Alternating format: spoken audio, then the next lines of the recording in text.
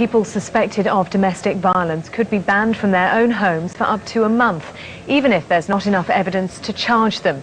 The government is planning to give police power to stop them having any contact with their alleged victim for 48 hours. Courts would then be able to extend the order for up to 28 days. A pilot scheme will start next summer. The police and other agencies will be in touch with that victim daily if necessary, making sure she's safe and well. So this legislation has teeth. It will enable the police to make arrests for people who act in breach of these orders and go back to the address, possibly causing more risk and more abuse. We need to look at a therapeutic approach to domestic violence, because it's not what we generally think, which is patriarchy, what all men do to all women. The majority of men do not lift a finger to women. What this is a learned pattern of childhood. If you're born and raised in a violent family, this is how you know to behave, whether it's boys or girls. So the suggestions that 1 in 4 women at some time in their life will be a victim of domestic violence, you don't what Theresa May is not saying to that is 1 in 4 women and 1 in 6 men. These are figures.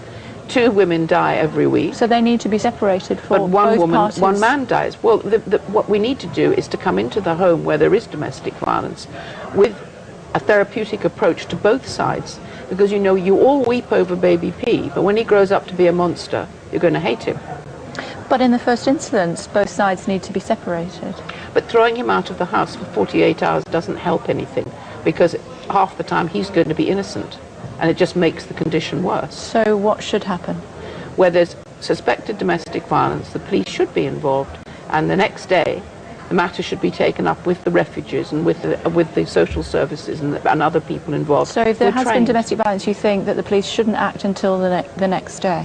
I think if they can see evidence of domestic violence, they act immediately. But under this new rule, there's no need for evidence. It's not a matter of not having any evidence, it's a matter of not having any evidence that could be taken to court.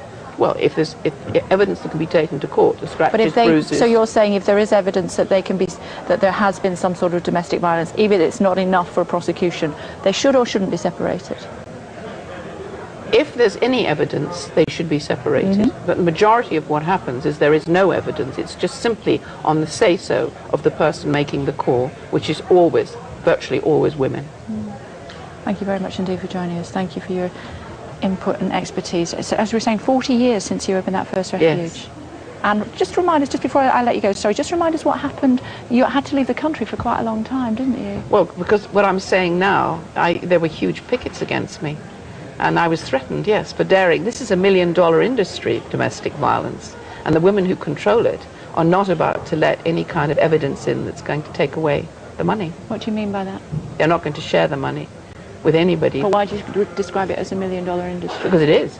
It's, you know, in what way? The National Federation of Women's Aid gets something like 12 million from the government, let alone all the rest of it. So you're saying they're manipulating the government in order to and what they always have. This was hijacked in 1974.